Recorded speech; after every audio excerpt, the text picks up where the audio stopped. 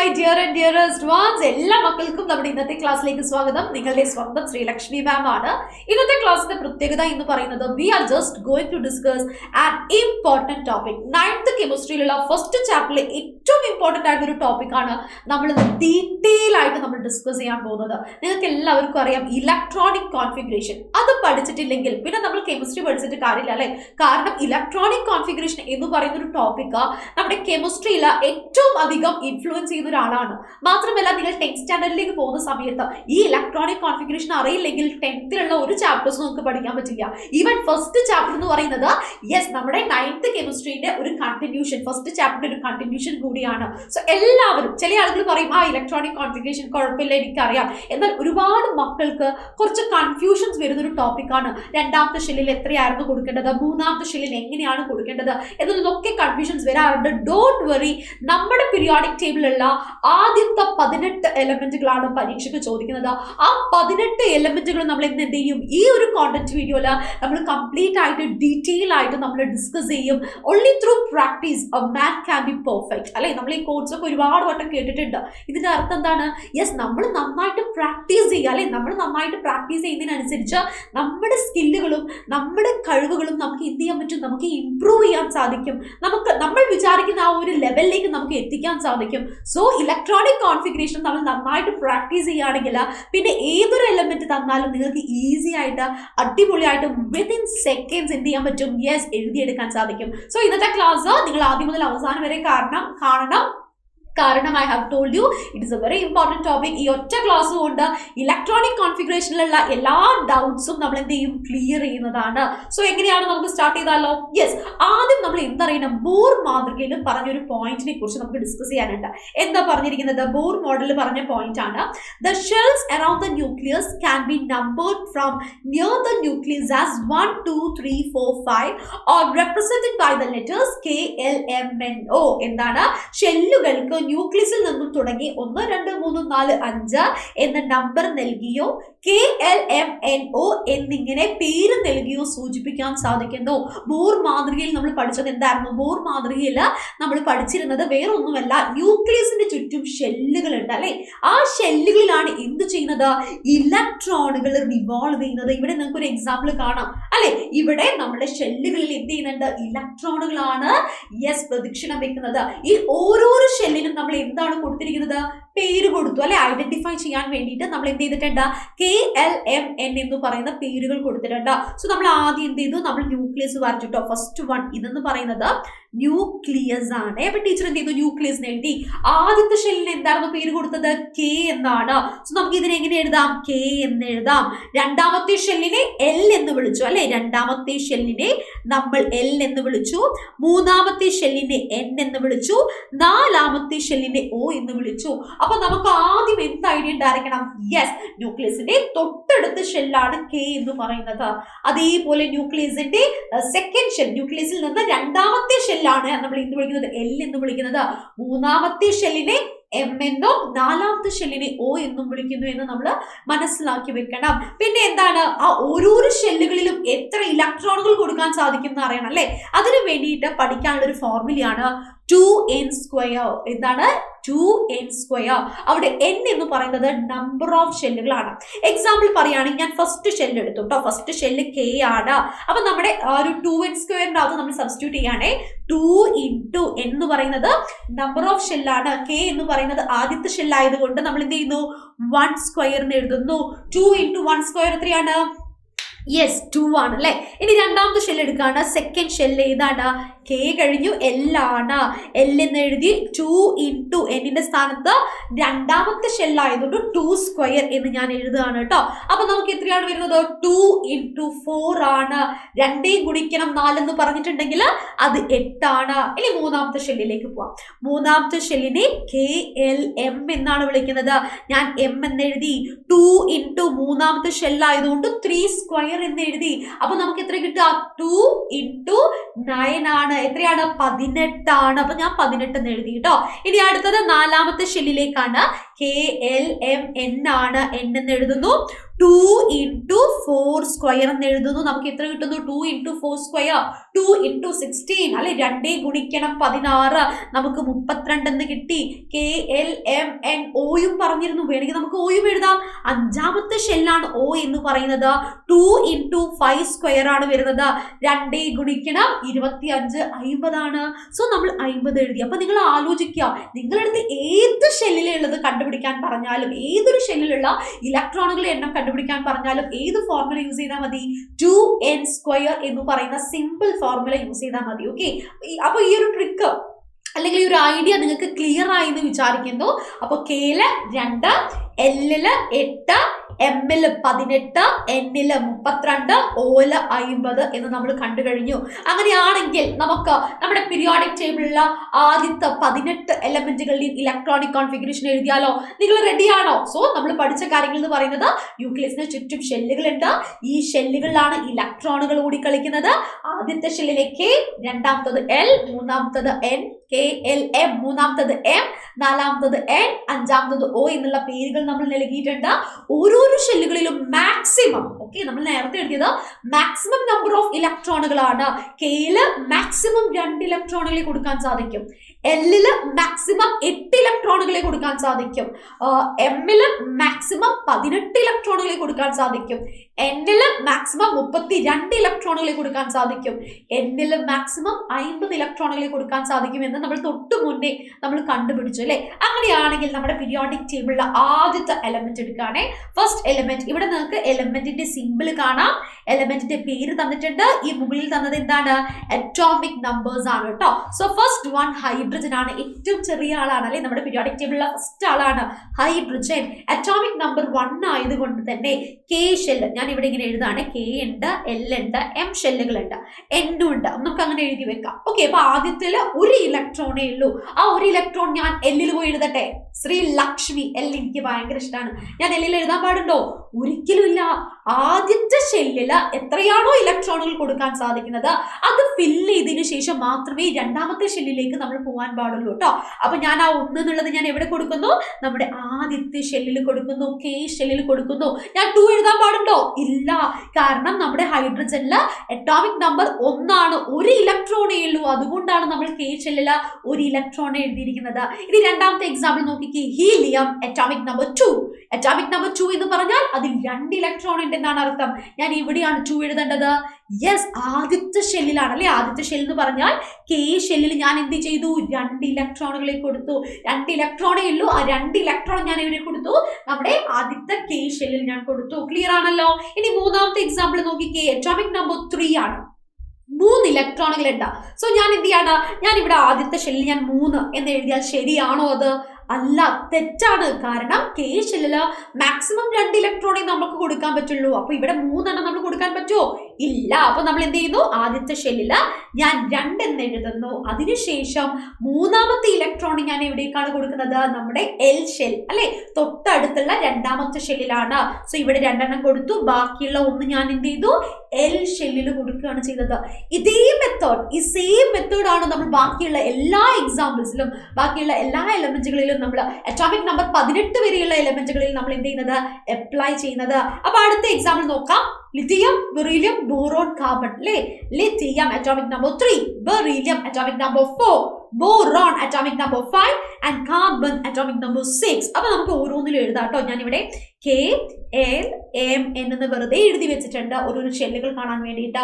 നമ്മുടെ ലിഥിയത്തിന് 3 ആണ് atomic number. Hydrogen, helium, lithium. Lithium നമ്മൾ ഇവിടെ ഓൾറെഡി എഴുതിയിട്ടുണ്ട് അല്ലെ. 2, 1 എന്ന് എഴുതിയിട്ടുണ്ട്. അതെന്നെ നമ്മൾ ഇവിടെ റിപ്പീറ്റ് ചെയ്ത് എഴുതുകയാണ്. 2 ആണ്, 1 ആണ്. ഇനി ബെറീലിയത്തിന് അറ്റോമിക് നമ്പർ എത്രയായിരുന്നു? അറ്റോമിക് നമ്പർ 4 ആണ് അല്ലെ, 4 ആണ്. ആദ്യത്തെ ഷെല്ലിൽ മാക്സിമം 2 ഇലക്ട്രോണെ കൊടുക്കാൻ സാധിക്കും. അതുകൊണ്ട് ആദ്യത്തെ ഷെല്ലിൽ ഞാൻ മാക്സിമം 2 ഇലക്ട്രോണെ ഞാൻ കൊടുത്തിട്ടുണ്ട്.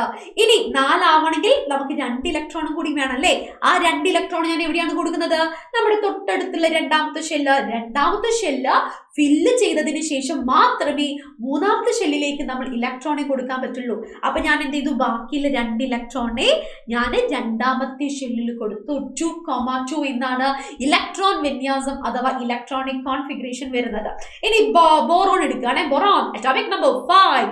ആദ്യത്തെ ഷെല്ലില് 2 ഇലക്ട്രോണെ കൊടുത്തു, അപ്പൊ ഞാൻ 2 എന്ന് എഴുതി അല്ലെ. മാക്സിമം 2 ഇലക്ട്രോൺസേ കൊടുക്കാൻ പറ്റുള്ളൂ. ബാക്കി എന്റെ കയ്യിൽ 3 ഇലക്ട്രോണുകൾ ഉണ്ട്. ആ 3 ഇലക്ട്രോണുകൾ ഞാൻ എവിടെയാണ് കൊടുക്കേണ്ടത്? യെസ്, നമ്മുടെ രണ്ടാമത്തെ ഷെല്ലില്. സോ ഇലക്ട്രോണിക് കോൺഫിഗറേഷൻ 2 3 ആണ്. ഇനി അടുത്തത് കാർബൺ, അറ്റോമിക് നമ്പർ 6. ആദ്യത്തെ ഷെല്ലില് 2 ഇലക്ട്രോണെ കൊടുത്തു. ബാക്കി എത്ര ഇലക്ട്രോൺസ് ആണ്? 4 ഇലക്ട്രോൺസ് എന്റെ കയ്യിലുണ്ട് അല്ലെ. അപ്പൊ ആദ്യത്തെ ഷെല്ലില് ഞാൻ 2 ഇലക്ട്രോൺ കൊടുത്തു. രണ്ടാമത്തെ ഷെല്ലിൽ ഞാൻ എത്രയാണ് കൊടുക്കേണ്ടത്? 8 ഇലക്ട്രോൺ വരെ കൊടുക്കാം. കാരണം എല്ലിന്റെ അകത്ത് 8 ഇലക്ട്രോൺസ് വരെ നമുക്ക് എന്ത് ചെയ്യാം? മാക്സിമം അക്കോമഡേറ്റ് ചെയ്യാൻ സാധിക്കും. എന്റെ കയ്യിൽ 4 ഉണ്ട്. അപ്പൊ ഞാൻ എന്ത് ചെയ്തു? ആ 4 ഇലക്ട്രോണുകളെ നമ്മുടെ രണ്ടാമത്തെ ഷെല്ലിൽ കൊടുത്തു. ക്ലിയർ ആണല്ലോ? സെറ്റ് ആണല്ലോ? ഡൗട്ട്സ് ഇല്ലല്ലോ? ഇതേപോലെ നമുക്ക് എന്ത് ചെയ്യാം? നെക്സ്റ്റ് സെറ്റ് നോക്കാം. അറ്റോമിക് നമ്പർ 7 8 9 10 അല്ലെ. Nitrogen, oxygen, fluorine and neon. So നമ്മൾ എഴുതാണേ. കെ ഉണ്ട്, എൽ ഉണ്ട്, എം ഉണ്ട്, എൻ ഉണ്ട്. ഇപ്പൊ നിങ്ങൾ മനസ്സിൽ വിചാരിക്കുന്നുണ്ടാവും ഇലക്ട്രോണിക് കോൺഫിഗറേഷൻ എന്ത് സിമ്പിൾ ആയിരുന്നു, ഇത്രയേ ഉള്ളൂ എന്നുള്ളത്. യെസ്, ഇത്ര തന്നെയേ ഉള്ളൂ. ഇത് നിങ്ങൾ പഠിച്ചു കഴിഞ്ഞാലുണ്ടല്ലോ മക്കളെ, നിങ്ങളുടെ സെക്കൻഡ് ചാപ്റ്റർ ഇതില്ലാതെ നിങ്ങൾക്ക് എഴുതാനും പഠിക്കാനും പറ്റില്ല. അതേപോലെ തന്നെയാണ് നമ്മുടെ ബാക്കി ഏത് ചാപ്റ്റേഴ്സും. കെമിസ്ട്രിയില് electronic configuration, atom model electronic configuration വളരെ ഇമ്പോർട്ടൻസ് ഉണ്ട്. അതുകൊണ്ട് ഇത് നിങ്ങൾ നിർബന്ധമായിട്ടും പഠിച്ചു വെക്കുക കേട്ടോ. പിന്നെ ചില ആളുകൾ ചോദിക്കും, നമ്മുടെ പീരിയോഡിക് ടേബിളില് 118 എലമെന്റ്സ് ഇല്ലേ മിസ്സേ, അത് മുഴുവൻ എഴുതണോ എന്നുള്ളത്. വേണ്ട. 9th നമ്മുടെ സിലബസ് പ്രകാരം ആദ്യത്തെ 18 എലമെന്റുകളുടെ ഇലക്ട്രോണിക് കോൺഫിഗറേഷൻ ആണ് നമുക്ക് പഠിക്കാനുള്ളത്. അത് തന്നെയാണ് നമ്മുടെ ഇന്നത്തെ ക്ലാസ്സിൽ നമ്മൾ ചെയ്യുന്നത്. ഓക്കെ, അപ്പൊ നമ്മൾ നൈട്രജൻ എടുക്കുകയാണ്. എന്റെ കയ്യിൽ 7 ഇലക്ട്രോണുകളുണ്ട്. ഞാൻ എന്തുകൊണ്ടാണ് 7 ഇലക്ട്രോൺസ് എന്ന് പറയാൻ കാരണം, because atomic number of nitrogen it is 7. ആദ്യത്തെ ഷെല്ലിൽ ഞാൻ 2 ഇലക്ട്രോൺസിനെ കൊടുത്തു. സോ ഞാൻ കെ ഷെല്ലിൽ 2 എന്ന് എഴുതിയേ. ഇനി ബാക്കി 5 ഇലക്ട്രോൺസ് ഉണ്ട് എന്റെ കയ്യിലല്ലേ. ആ 5 ഇലക്ട്രോൺസ് ഞാൻ എവിടെ കൊടുക്കുന്നു? കെന്റെ തൊട്ടടുത്തുള്ള എൽ ഷെല്ലിൽ കൊടുക്കുന്നു. ഞാൻ 5 എന്ന് എഴുതി. ഇത്രയേ ഉള്ളൂടാ. ഇനി അടുത്തത് ഓക്സിജൻ, അറ്റോമിക് നമ്പർ 8 ആണ്. 8 ആണ്. കെ ഷെല്ലിൽ ഞാൻ 3 എണ്ണം കൊടുത്തോട്ടെ. ഞാൻ 3 എണ്ണം കൊടുക്കാൻ പാടുണ്ടോ? ഇല്ല അല്ലെ. നിങ്ങൾക്കറിയാം, കാരണം ആദ്യത്തെ ഷെല്ലില് നമ്മൾ തൊട്ട് മുന്നേ പഠിച്ചു മാക്സിമം 2 ഇലക്ട്രോണേ കൊടുക്കാൻ പറ്റുള്ളൂ. സോ 8 ഇലക്ട്രോൺസിൽ നമ്മൾ 2 എണ്ണം എന്ത് ചെയ്തു? ആദ്യത്തെ ഷെല്ലിൽ കൊടുത്തു. സോ ഞാൻ 2 എന്ന് എഴുതി. ബാക്കിയുള്ള 6 ഇലക്ട്രോണുകളും എവിടേക്കാണ് കൊടുക്കുന്നത്? നമ്മുടെ എൽ ഷെല്ലിലാണ് കൊടുക്കുന്നത്. ഞാൻ 6 എന്ന് എഴുതി. ഇനി അടുത്തത് ഫ്ലൂറിൻ, അറ്റോമിക് നമ്പർ 9. ആദ്യത്തെ ഷെല്ലിൽ 2 ഇലക്ട്രോൺസിനെ കൊടുത്തു. ഞാൻ 2 എന്ന് എഴുതുന്നു. ബാക്കിയുള്ള 7 ഇലക്ട്രോണുകളും ഞാൻ എവിടെയാണ് കൊടുക്കുന്നത്? യെസ്, നമ്മുടെ എൽ ഷെല്ലിലാണ് കൊടുക്കുന്നത്. രണ്ടാമത്തെ ഷെല്ലിലാണ് കൊടുക്കുന്നത്. ഇനി നിയോണിന്റെ ഒരു പ്രത്യേകതയുണ്ട്. നിയോൺ സ്റ്റേബിൾ ആണല്ലേ. നമ്മൾ പറയാറുണ്ട് നിയോൺ എന്താ പറയാ, സ്ഥിരത കൈവരിച്ച ആളാണ്, സ്റ്റെബിലിറ്റി ഉള്ള ആളാണെന്ന് പറയും. അത് എന്തുകൊണ്ടാണ്? ബിക്കോസ് നിയോണിന്റെ ഔട്ടർമോസ്റ്റ് ഷെല്ലല്ല നമുക്ക് എന്ത് പറയാം, 8 ഇലക്ട്രോൺസ് ഉണ്ട്. ഒക്ടറ്റ് ഇലക്ട്രോണിക് കോൺഫിഗറേഷൻ സാറ്റിസ്ഫൈ ചെയ്യുന്നുണ്ട് അല്ലെ. അഷ്ടക ഇലക്ട്രോൺ വിന്യാസം ഉള്ളത് കൊണ്ട് നിയോൺ സ്റ്റേബിൾ ആണ്. ഇലക്ട്രോൺ വിന്യാസം എഴുതിയാൽ മനസ്സിലാവുന്ന നിയോണ് 10 ഇലക്ട്രോണുകളുണ്ട്. അറ്റോമിക് നമ്പർ 10 ആണ്. ആദ്യത്തെ ഷെല്ലിൽ 2 എഴുതി കഴിഞ്ഞാൽ രണ്ടാമത്തെ ഷെല്ലിൽ എത്രയാണ്? 8 ആണല്ലേ. അപ്പൊ ഞാൻ ആദ്യത്തെ ഷെല്ലിൽ 2 എന്ന് എഴുതി. ബാക്കിയുള്ള 8 ഇലക്ട്രോണുകളെ ഞാൻ രണ്ടാമത്തെ ഷെല്ലിൽ കൊടുത്തു. അപ്പൊ ആലോചിക്കുക, രണ്ടാമത്തെ ഷെല്ലില് എൽ ഷെല്ലില് മാക്സിമം 8 ഇലക്ട്രോൺ ആണ് കൊടുക്കാൻ സാധിക്കുന്നത്. ആ 8 ഇലക്ട്രോൺസ് നമ്മൾ അവിടെ കൊടുത്തിട്ടുണ്ട്. സോ ഇത് എന്താണ്? സ്റ്റേബിൾ ആണെന്ന് നമുക്ക് പറയാം. ഇനി നമ്മൾ അടുത്ത എക്സാമ്പിൾ ആണ് അറ്റോമിക് നമ്പർ 11 12 13 14. എന്റെ ഫേവറേറ്റ് ആളാണ് സോഡിയം എന്ന് പറയുന്നത്. Atomic number 11. അപ്പൊ നമ്മൾ ഇത് എങ്ങനെയാ എഴുതുക? KLMN. ഞാൻ എഴുതി വെക്കാണ് കേട്ടോ. ഷെല്ലുകൾ 4 ഷെല്ലുകൾ എഴുതിയതേ ഉള്ളൂ. ഈ 4 ഷെല്ലുകളിലും ഇലക്ട്രോൺ ഉണ്ടായിക്കോണമെന്നില്ല. നമ്മുടെ അറ്റോമിക് നമ്പറിന് അനുസരിച്ചിട്ടാണ് നമ്മൾ എന്ത് ചെയ്യുന്നത്? ഓരോരോ ഷെല്ലുകളിലും നമ്മൾ ഇലക്ട്രോണുകൾ കൊടുക്കുന്നത്. സോഡിയത്തിന്റെ അറ്റോമിക് നമ്പർ 11 ആണ്. അങ്ങനെയെങ്കിൽ ആദ്യത്തെ ഷെല്ലില് ഞാൻ 2 എണ്ണം കൊടുത്തു. ബാക്കി നമ്മുടെ കയ്യിൽ എത്രയുണ്ട്? 9 ഇലക്ട്രോണുകളുണ്ട്. എന്നാ പിന്നെ ഞാൻ അങ്ങോട്ട് എൽ ഷെല്ലിൽ 9 എഴുതാൻ പാടുണ്ടോ? Yes or no? ഉണ്ടോ? ഇല്ല. കാരണം നിങ്ങൾക്കും എനിക്കും അറിയാം, രണ്ടാമത്തെ ഷെല്ലായ എല്ലില് 8 ഇലക്ട്രോണുകളെ മാക്സിമം കൊടുക്കാൻ പറ്റുള്ളൂ. ഞാൻ ഇവിടെ 9 കൊടുത്തു. 9 എണ്ണം അതിനകത്ത് കൊള്ളിക്കാൻ പറ്റത്തില്ല. അപ്പൊ നമ്മൾ എന്ത് എഴുതുന്നു? 2,8 എന്ന് എഴുതുന്നു. ബാക്കിയുള്ള 1 ഇലക്ട്രോണുകളെ ഇലക്ട്രോണുകളെ അല്ല അല്ലെ, 1 ഇലക്ട്രോണിനെ നമ്മൾ എന്ത് ചെയ്തു? തൊട്ടടുത്തുള്ള എം ഷെല്ലിൽ കൊടുത്തു. റെഡി ആണല്ലോ. അടുത്ത എക്സാമ്പിൾ മെഗ്നീഷ്യം, അറ്റോമിക് നമ്പർ 12 ആണ്. ആദ്യത്തെ ഷെല്ലിൽ 2 ഇലക്ട്രോൺ കൊടുത്തു. ബാക്കി നമ്മുടെ കയ്യിൽ എത്രയുണ്ട്? യെസ്, 10 ഇലക്ട്രോണുകൾ ഉണ്ട് അല്ലെ. എത്രയാണ്? 10 ഇലക്ട്രോണുകൾ ഉണ്ട്. ആ 10ല് ഞാൻ എന്ത് ചെയ്തു? 8 ഇലക്ട്രോണിനെ എൽ ഷെല്ലിൽ ഞാൻ കൊടുത്തു. ബാക്കിയുള്ള 2 ഇലക്ട്രോണിനെ ഞാൻ മൂന്നാമത്തെ ഷെല്ലിൽ കൊടുത്തു. അപ്പൊ മെഗ്നീഷ്യത്തിന്റെ ഇലക്ട്രോണിക് കോൺഫിഗറേഷൻ എന്താണ്? 2,8,2 എന്നാണ് വരുന്നത്. അപ്പൊ നമ്മൾ ഷെല്ലുകളെ ഐഡന്റിഫൈ ചെയ്യാൻ വേണ്ടി നിങ്ങൾ എഴുതുമ്പോൾ ശ്രദ്ധിക്കുക കേട്ടോ. കോമ ഇടണേ. നിങ്ങൾ ഈ ഇലക്ട്രോണിക് കോൺഫിഗറേഷൻ ഇടയിൽ 2,8,2 എന്ന് ഇടണം. ഇനി അടുത്തത് അലൂമിനിയം, അറ്റോമിക് നമ്പർ 13 ആണ്. ആദ്യത്തെ ഷെല്ലിൽ നമ്മൾ 2 ഇലക്ട്രോണെ കൊടുത്തു, രണ്ടാമത്തെ ഷെല്ലിൽ നമ്മൾ 8 ഇലക്ട്രോണെ കൊടുക്കുന്നു. 13 ആണല്ലേ. ഇപ്പൊ 10 ഇലക്ട്രോൺ, 8 + 2 10 ആയി. ഇനി ബാക്കി 3 ഇലക്ട്രോണുകൾ ഉണ്ട്. ആ 3 ഇലക്ട്രോണുകളെ നമ്മൾ എവിടെയാണ് കൊടുക്കുന്നത്? എം ഷെല്ലിലാണ് കൊടുക്കുന്നത്. 2,8,3 എന്ന് കിട്ടി.